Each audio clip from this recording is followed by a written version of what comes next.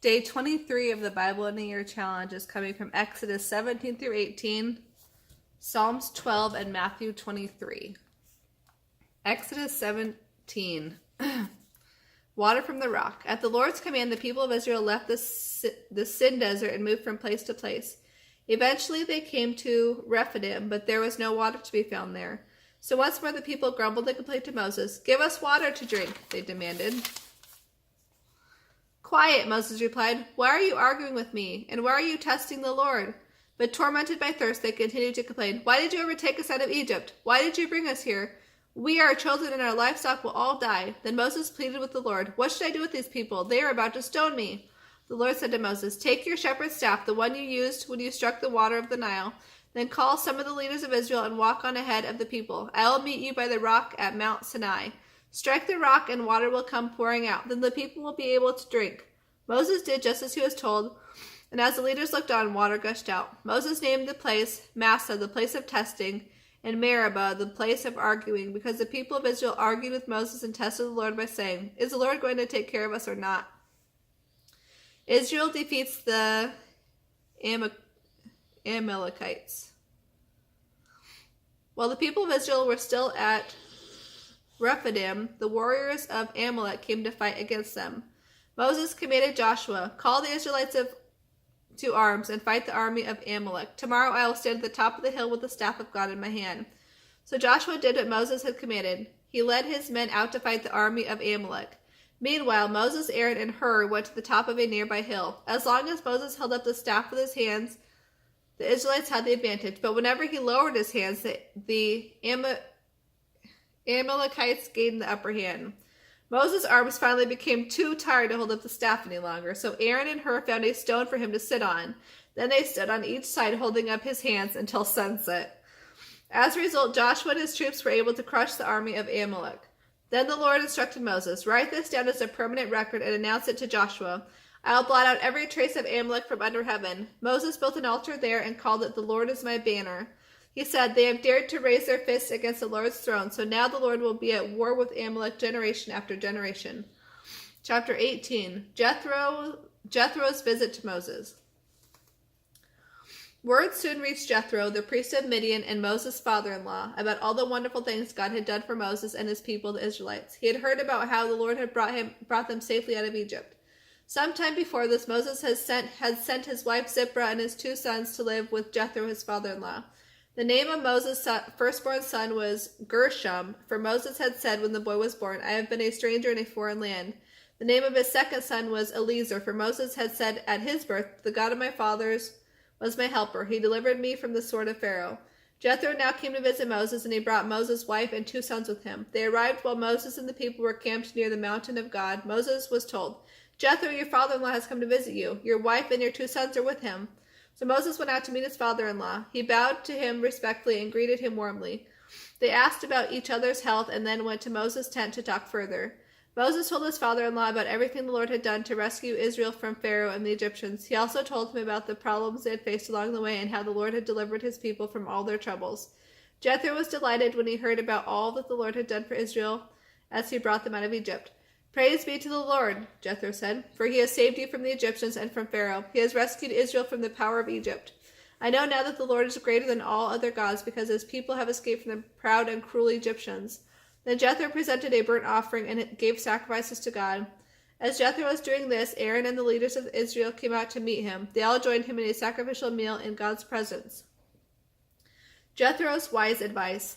The next day Moses sat as usual to hear the people's complaints against each other. They were lined up in front of him from morning till evening. When Moses' father-in-law saw all that Moses was doing for the people, he said, "Why are you trying to do all this alone?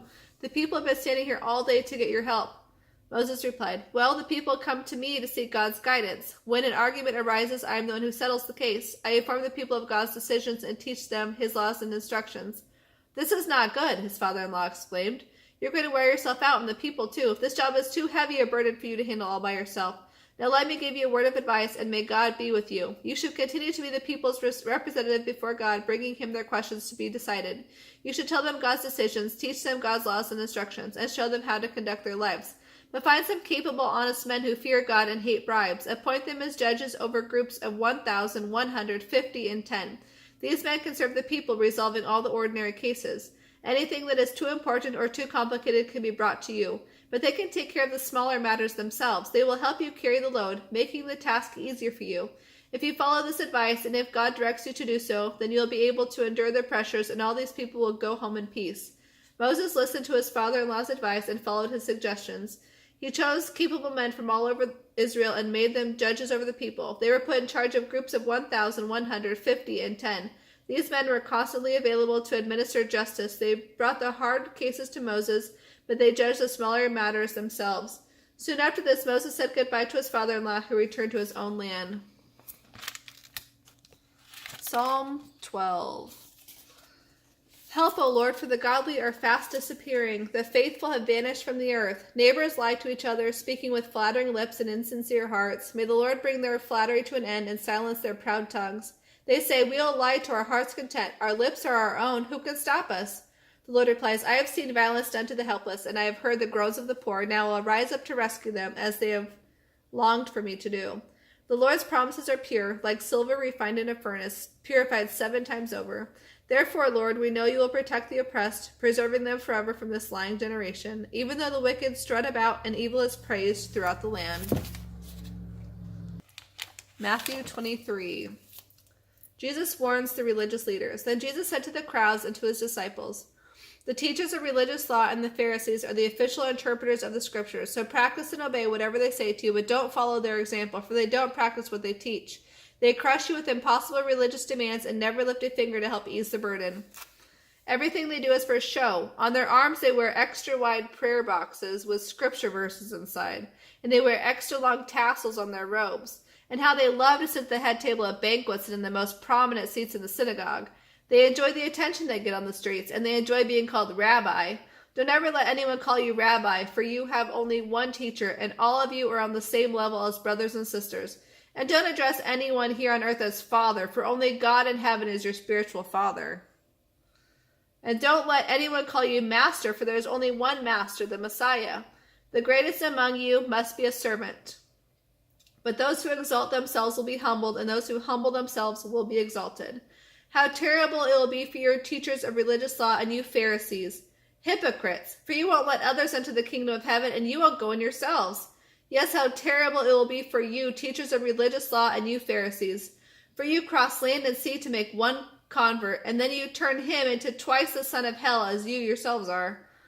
Blind guides, how terrible it will be for you say that it means nothing to swear by God's temple. You can break that oath, but then you say that it is binding to swear by the gold in the temple. Blind fools! Which is greater, the gold or the temple that makes the gold sacred? And you say that to take an oath by the altar can be broken, but to swear by the gifts on the altar is binding. How blind! For which is greater, the gift on the altar or the altar that makes the gift sacred?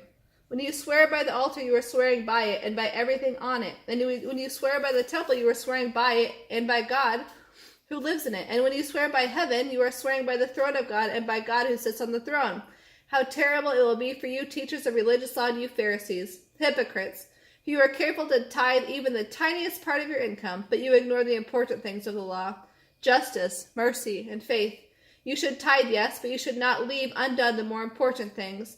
Blind guides, you strain your water so you won't accidentally swallow a gnat, then you swallow a camel. How terrible it will be for you, teachers of religious law, and you Pharisees, hypocrites! You are so careful to clean the outside of the cup and the dish, but inside you are filthy, full of greed and self-indulgence. Blind Pharisees! First wash the inside of the cup, and then the outside will become clean too. How terrible it will be for you, teachers of religious law, and you Pharisees, hypocrites! You are like whitewashed tombs, beautiful on the outside, but filled on the inside with dead people's bones and all sorts of impurity. You try to look like upright people outwardly, but inside your hearts are filled with hypocrisy and lawlessness. How terrible it will be for you, teachers of religious law, and you Pharisees, hypocrites! For you build tombs for the prophets your ancestors killed, and decorate the graves of the godly people your ancestors destroyed. Then you say, we would never have joined in killing the prophets. In saying that, you are accusing yourselves of being the descendants of those who murdered the prophets. Go ahead, finish what they started. Snakes, sons of vipers, how will you escape the judgment of hell? I will send you prophets and wise men and teachers of religious law. You will kill some by crucifixion and whip others in your synagogues, chasing them from city to city.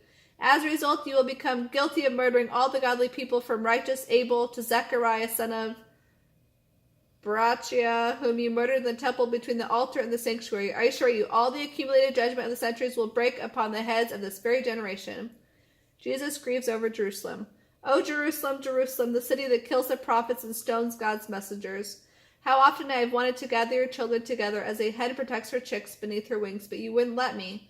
And now look, your house is left to you, empty and desolate. For I tell you this, you will never see me again until you say, Bless the one who comes in the name of the Lord.